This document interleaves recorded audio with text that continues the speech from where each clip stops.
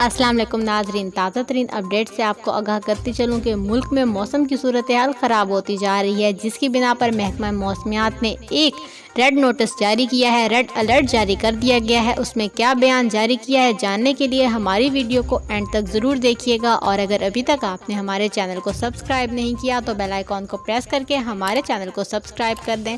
तो नाजरीन, आपको बताते चलूँ कि महकमा मौसमियात की जानिब से रेड अलर्ट जारी हो गया है, जिसमें कराची, इस्लामाबाद, लाहौर, कोयटा, मरी के तमाम इलाके ज़ेरे आब आ सकते हैं और इनमें सैलाब का शदीद खदशा है।